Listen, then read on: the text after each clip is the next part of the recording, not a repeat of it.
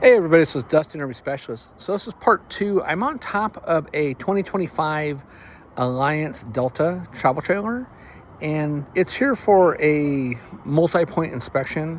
We call it multi-point plus because we're doing basically checking the detail of everything out on it, where the guys went through and tested everything. But anyways, I'm up on the roof, and so some of the things I want to talk about is, when we walk up on the roofs, we're looking at not just stuff that's on the roof, but on the sidewalls and whatnot. So generally, I'm going to come back here with the back and kind of let you know what I see. So looking back here at the back, first thing, we see that somebody's doctored up this rear corner. And as you can tell, because of the color difference between the sealants, and it might even be a different type of sealant, which is fine too. I believe that Alliance uses Dicor roofs, and I believe this is a Dicor roof. Anyways, I'm gonna come over here and compare to the opposite corner. So you can see this corner, and you can see how it's starting to crack and split right there. And so typically what I like to do is on these corners, it's usually a plastic end cap or a transition. I will take those corners off and I will fill them with sealant underneath of them, like a non-sag roof sealant, and then I'll put those back corners back on if, the person or the owner is allowing us to do that. On this case, I would just strictly go ahead and doctor up that corner. Now, as you can see the sealant coloration, right? Some things on here, right? So when you're looking at these roofs, these sealants require to be cleaned and scrubbed. And you can see the rust marks. That's because the side of this rail is getting rusted here, and there's a rust spot there. So the powder coat on it is coming loose. Maybe it got brushed by something. But these sealants are white in color. And so there's almost like, we'll call it let's just say it's like a food grade oil that's in the product. And so what happens is when the sun heats it up, the heat causes the oil to bleed out, and then that's what causes the dust and the dirt to stick to it. So just like that sealant back there is fairly new that somebody else put on at one time, that sealant has an oil in it, and when it does get hot, the oil bleeds out. It causes the dust and dirt to stick to it. So when you see how there's like white underneath, that white is actually the original color of the sealant. So in this case, all of the sealant on this roof, they don't tell you that you need to come up here and scrub and maintain the sealants, but that's exactly what you need to do. So if you're an RV owner, again, this doesn't matter what brand you're on. It doesn't matter if you have an Alliance. It doesn't matter if you have a Brinkley, a Grand Design, an Outdoors RV, or any of the other mini units that come through this property. It does not matter. There's typically a few brands of sealants in our industry, and they all require a maintenance. So same thing with this, we're looking at the Skylight, and what we want to show you on here, almost fell, is that, the Skylight, see this sharp little edge that's starting to separate? Well, even though this Skylight, and there's like a divot here, and there's a mist spot right there where they didn't seal it very good or thick. You can see how that is, right?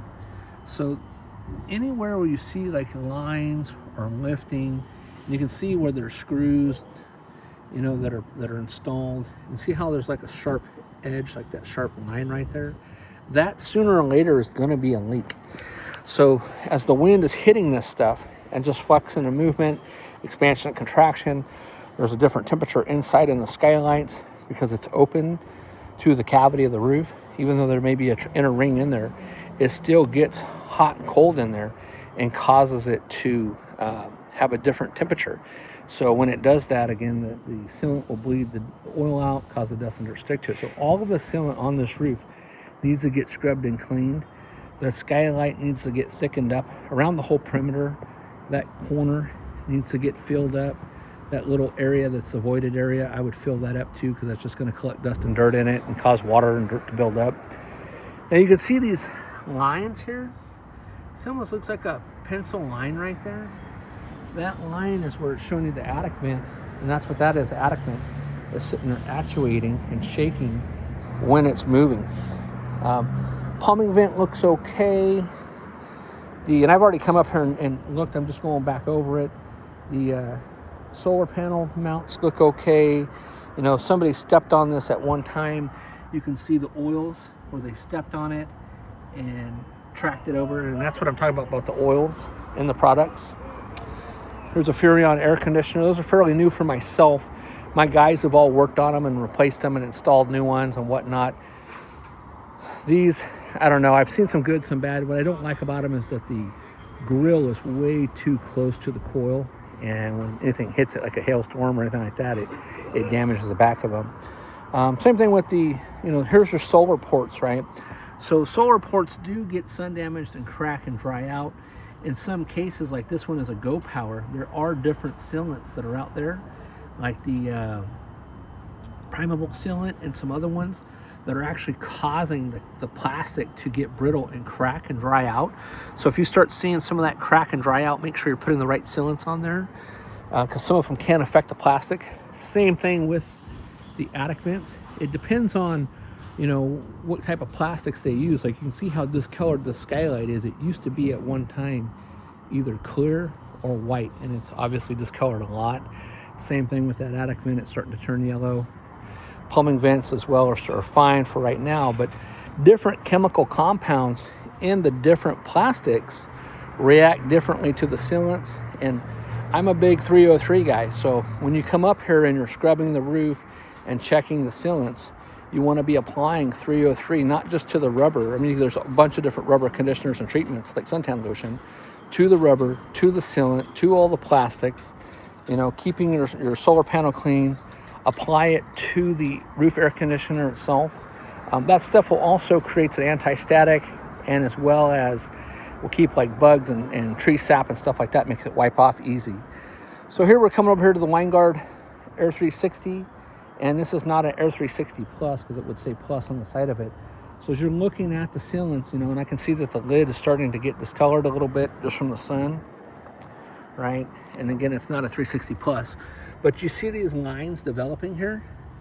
Those lines are where this thing is shaking and moving. And so see the difference between like the thickness of that line, and as you follow it around, it got real thin right there, right?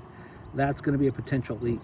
So make sure that as you're up here, you're cleaning and seal it. Now, unless you're removing this, not all the sealant needs to come off. We would take off anything that was loose or flaking loose, but we would scrub it down with a low-grade body solvent cleaner. You can also use like Dawn dish soap. You can use Simple Green. You can use Acrosol is what we use, that we tell everybody to purchase online on Amazon or whatnot. But that'll wipe this all up and get it back as bright white as it can be. And then strictly, you're just going to go back over the top of it. So you would basically take and put a bead right up to the edge and come out here to the out pass and grab new rubber of the actual rubber roof material and apply it and go back around. And you can see in some areas when the factories are purchasing the sealants and stuff, they're getting them out of a big 55-gallon drum, where the rest of us are all using a caulking tube. So you can see how this one kind of pulled up and ran further down over here, made it a lot thicker. But again, you see that little tattletale line. So there's only a few mount holes, screws that are screwed in place. And again, just hot and temperature, expansion, contraction, the flexing of this whole entire roof. So this whole entire roof flexes and gives and does a side to side and a front to back motion. And so that's why we're always up here looking for things. We're looking for tree branch marks, signs of that if anything got hit.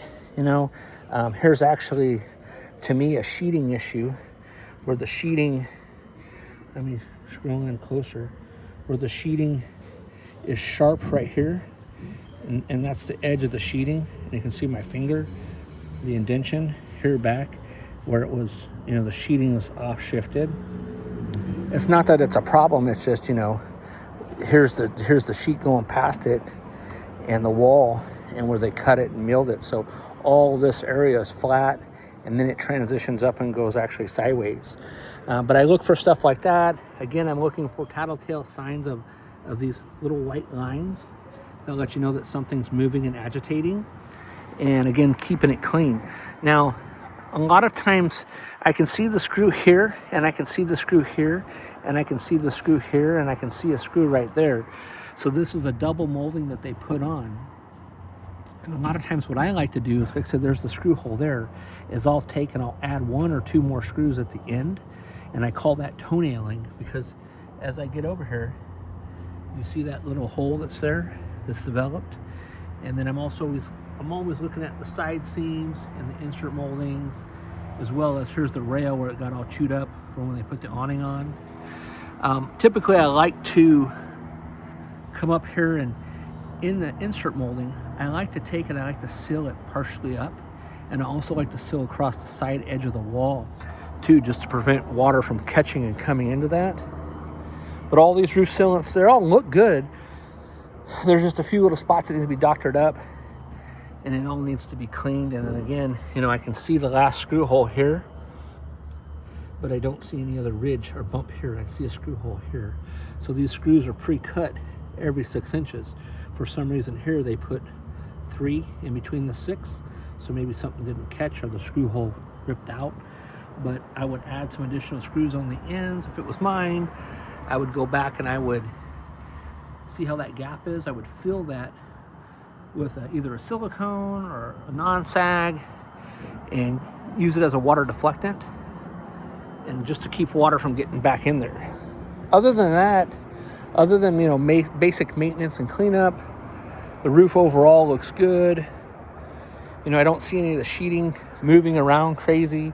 Sometimes people will say, hey, you know, see these marks and stuff here, and this roof material, the glue, never dries. It'll stay sticky and tacky for, I don't know, 20 plus years. And it's made to expand and contract with the temperatures and the movement of the coach. So sometimes when people turn on the air conditioners or the heaters and it creates a cabin pressure inside, they'll come up at different times throughout the year and they'll see bubbles in where the seams are at. That's where the two seams are jointed together. Well, that's kind of normal. They'll usually drop back down and go away. And it all depends on the manufacturer. It depends on if they taped it, if they netted it, if the insulation in the roof, does it have insulation in the roof? Does it have a sheeting over the top of it? So a lot of factors. Is there a lot of air that comes up through the front cap or through a pin box on like a fifth wheel and gets up and travels up under through, and so on. So I believe this roof here, I think we coated that. I'm not sure. It looks pretty brand new and white to me, or maybe somebody else did. I'll have to follow up with that, but it looks good and looks like my guys would have done it. So anyways, I'm again up on a 2025 Alliance Delta, and going back to my inspection, I get sidetracked real easy. So, we're checking for the awnings. We're checking for the wiring on the awnings to see if the wire is getting sun damaged or brittle, if the track's coming loose. We're looking to see if the rails or screws are coming loose at all. We're looking at the material condition on the fabric. If there's anything built up in here, there's a leaf down there. We're looking to see if anything's shifted or off. If there's like this arm you can see here is not set where it's closed right. See how it's off? So that awning arm is not closing correctly. See the distance and the gap from there to there. So that tells us that the awning needs to be opened up and shifted more forward. And I wonder if the forward arm is the same way. Let's go double check here. Ooh, hopefully I don't make it all wishy-wishy. Yeah, see how this arm is closed all the way and the head has come clear back, but the back one is not. The back one has got a gap and it's not making contact. So I have to double check that, see what's going on there. Other than that, everything looks good. I'm looking at any joints or seams in the moldings. You see the seam on the line there? That's a joint between the two. They did apply sealant to it, so that looks good. But we're looking for anything that's coming loose or shaking. We check the ACs. Basically on the AC, the air conditioners, all air conditioners have the same exact size hole as like a bathroom vent, or say like a Fantastic fan vent or Max Air vent or any of that kind of stuff that's on these other units, right? And so when this sets on top of it, it's basically got the cutout and it's just sandwiched in place. Well, there is a neoprene gasket that needs to get rechecked for torque. Depending on how much you travel, at least once a year, once every 2 years. We recommend that you do a service to them at least every 2 to 3 years. I mean, they say once a year, but if you're not using it, it's kind of waste of money. So, again, depending on use and depending on use of the AC and use of the unit, every 2 to 3 years is fine. We're checking for duct work, we're checking the filters, we're checking, the harness connections. We're checking the bolts, the torqueness of the bolts. We're making sure that none of the ducts have come loose inside. You know, we're checking the different condensers and stuff in them, starting run capacitors, making sure nothing's got in there nested and chew anything up, or made mud dauber's nest or wasp nests, or, you know, other animals get in there too every once in a while. So anyways, if you have any questions, let me know. I was just trying to do a brief, you know, roof inspection with you. You know, again, be careful when you get up on the roofs, guys. If you're not stable, you know, like this coach is moving and shaking when I'm up here walking, and make sure that you wear some type of sunglasses, and especially in the summer, after you look at the white for so long, you get what we call snow blind, and you'll actually get dizzy when you come down off the coaches. If you're up here, same thing, if you're up here resealing the roof or scrubbing the roof, you'll get like snow blind. So, and then when you're using any of the sealants to reseal something, you know, that stuff doesn't come off. So if you're using your favorite pair of shoes or pants or shirts or whatever, hat or whatever, don't wear that stuff. You know, wear something that you're not worried about getting goop on and it not coming off. So it'll stain it and mar it and you can't get it out of there. But anyways, precautions, you know, use the A-frame ladder when coming up the back of the ladders. A lot of our RV ladders are junk.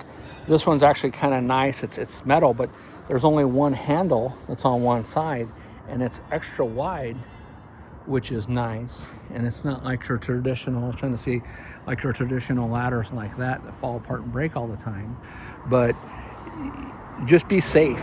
You know, I can't even tell you, in 26 years of me doing this, I don't know, I've lost count. I've probably broke at least 50 ladders. I've got videos on ladders and ladder safety and how to inspect them and how to care for them, and, you know, get replacement parts and how they're put together and all that kind of fun stuff. So, all right, well, stay safe, and we'll talk soon. If you haven't joined our Alliance, RV Owners in the Repair Shop with Dustin, it's maintenance and repair, encourage you to do so. There is, I think, 3,500 people in that group, something like that. For the most part, it's all Alliance owners. And like, here's another Alliance in here, an Avenue that's in here for warranty repairs, and I did some videos on that. And so those will be getting released here pretty quick as well. But if you haven't joined that group, we encourage you to go ahead and list, you know, any videos, pictures, something you're working on, something you've broken, something you've modified, an upgrade that you've done. If you're having a problem with something and you report like, hey, here's what I found, here's what we did to correct it, or if another shop has done that, we encourage you to do so. That helps not only us and other repair shops, mobile guys, it helps even the manufacturers that follow our page to see kind of what's going on in their groups and what's going on with their units. So, all right, well, thanks so much for watching, and we'll talk to you soon. Have a great one. This is Dustin, your RV Specialist.